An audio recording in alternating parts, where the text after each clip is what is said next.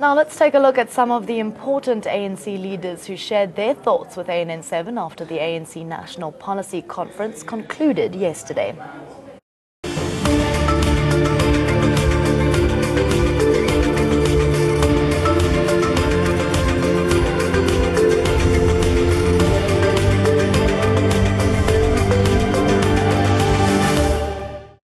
The president was trying to find a formula that will keep us united and strong.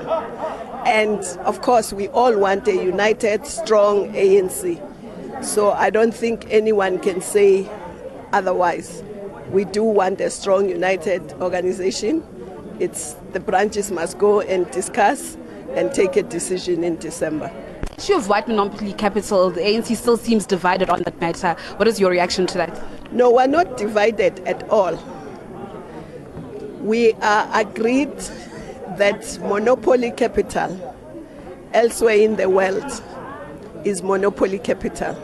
But in South Africa, it is white because our economy is dominated by a few white conglomerates.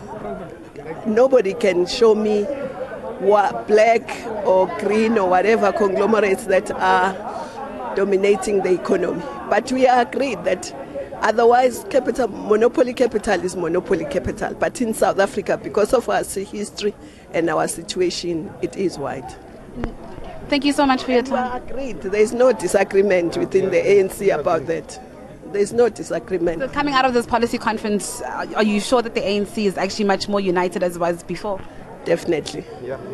No strained alliances? We are more united than we came. Obviously, unity is not an event. We have to keep working on it. All the leaders from all corners of the country ensured that the conference does not collapse.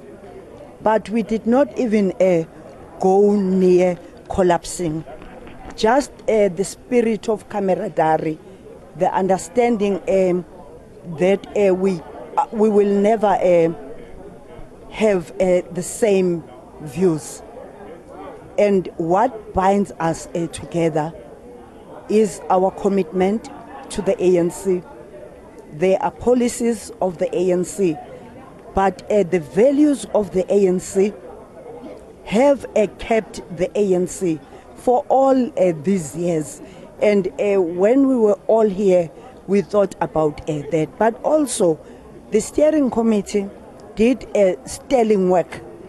They really drove the whole ship very carefully. And that we forgot about ourselves and put the movement first. And that's it.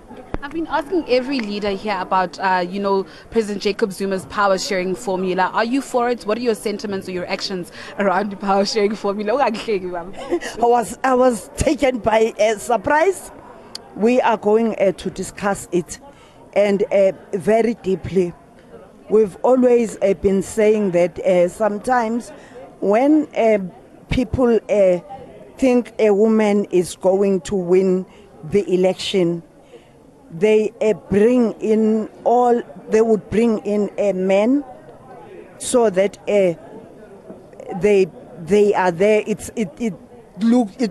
always looks as if they are there to give a support to a woman, and therefore we need to have in-depth discussions of how is this going to be done, and how do we ensure that in every situation, even if we end up with 8 officials, 50-50, we are not moving.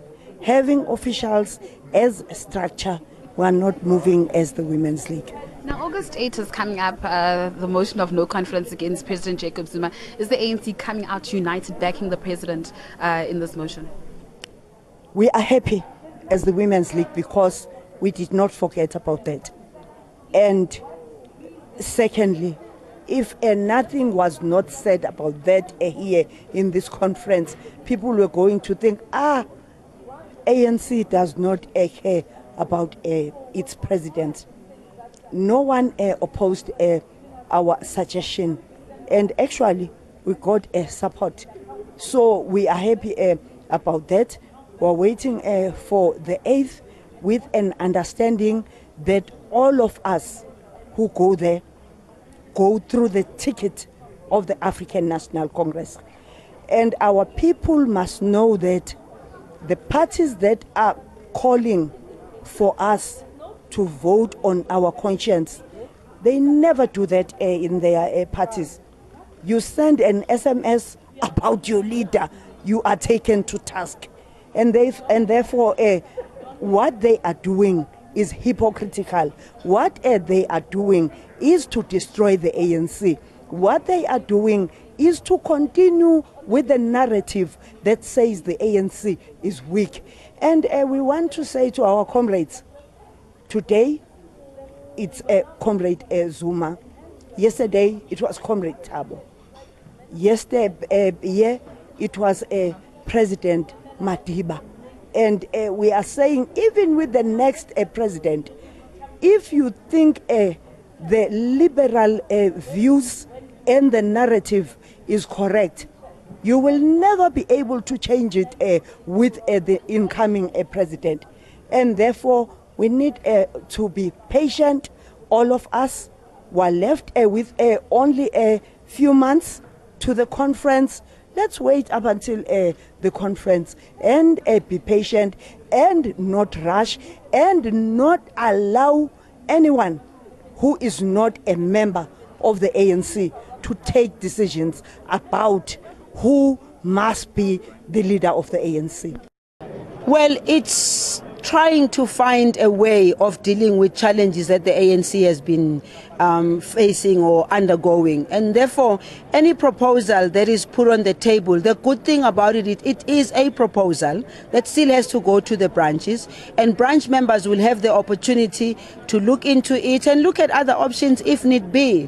I think what the president was trying to say really is, it's time we looked for solutions to the challenges that the ANC faces. It's very clear, and it's good that we have a continuous renewal of the organization that keeps on being discussed all the time. And therefore, if branches feel the proposal is on the table, maybe it might help us resolve our challenges, so be it.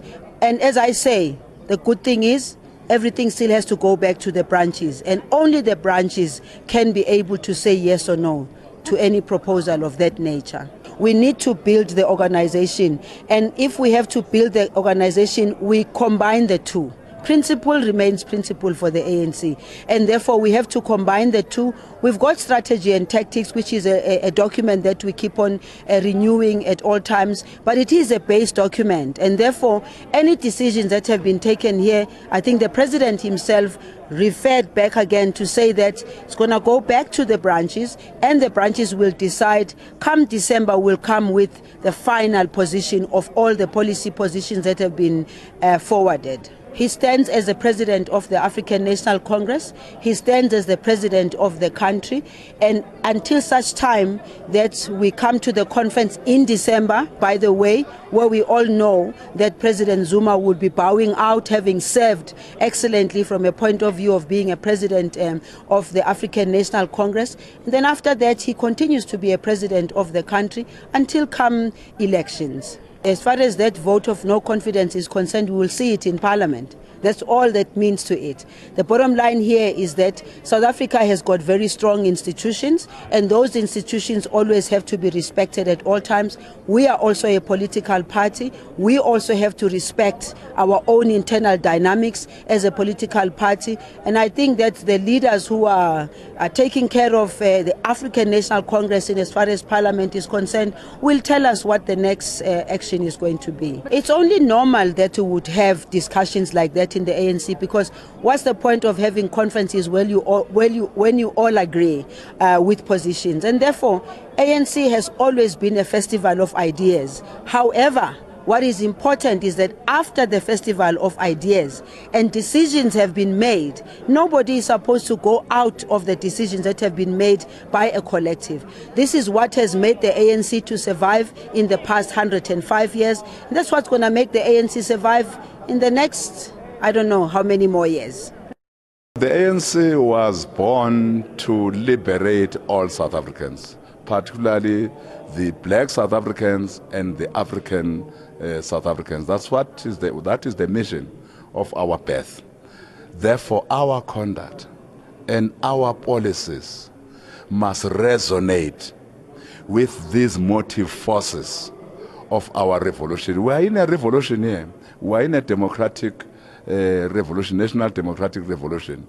This revolution is meant to ensure that all those people who were in the periphery of development under apartheid, under colonial rule, that indeed they also get to be owners of something in South Africa. All those people who received junk education, that they get the best education that they can. All those people that got junk health matters, they have access to proper health institutions. But more importantly, that the dignity of everyone in South Africa is restored. Indeed, there is much that we have done in this regard, but there is still so much that we need to do. There were so many houses that we have built, so many hospitals that we have built, so many clinics in black African areas that we have built, but there are so many that we still need to. There are so many job opportunities that we have created.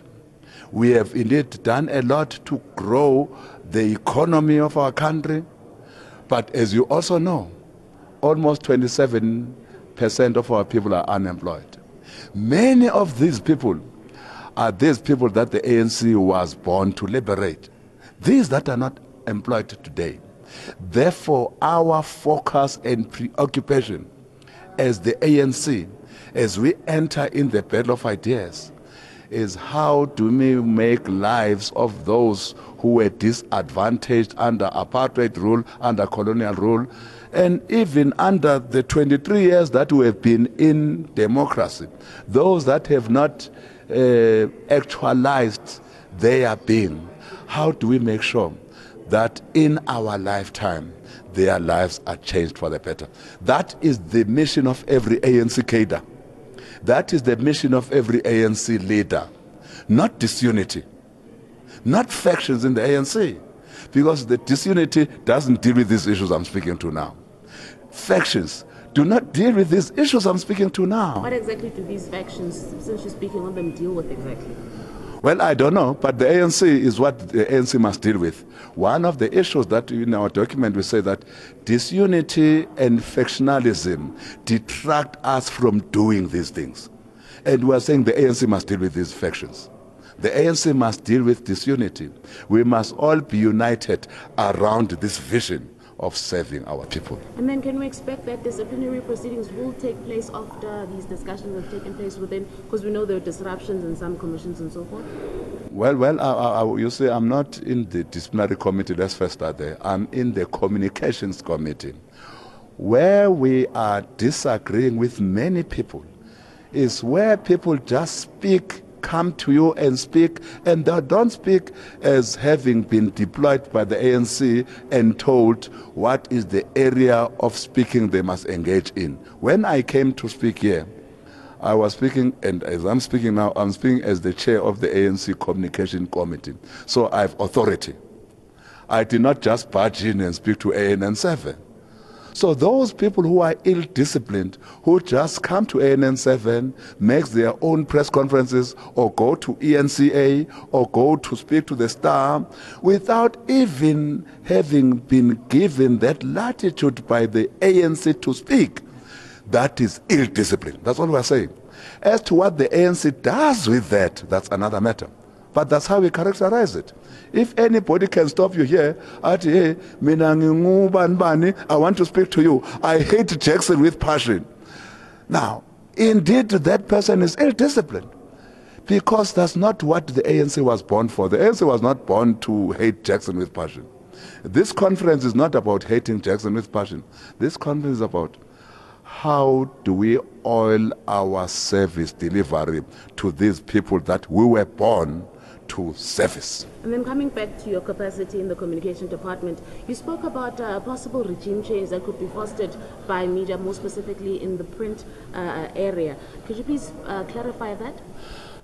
We are saying in the print media space, we have complained as the African National Congress that you see you have a problem there, that people can write what they like about you. They can write what they like about any leader, about any organization, at times without giving you even time and space to rebut or say your say about what they are writing. They don't give you the right to respond, but they still go ahead and write. In many instances, they might write terribly wrong things about you. What avenue do you have to correct what they have written? That is the issue. What avenue? Now, we are saying as ANC, and this is what we have said. We have said this avenue that they themselves have set up is not assisting me, because this avenue is their own creation. The press council, as we speak now, and the ombudsman is their own creation. We are saying because of the power, that's why, by the way, they are called the fourth estate, including you.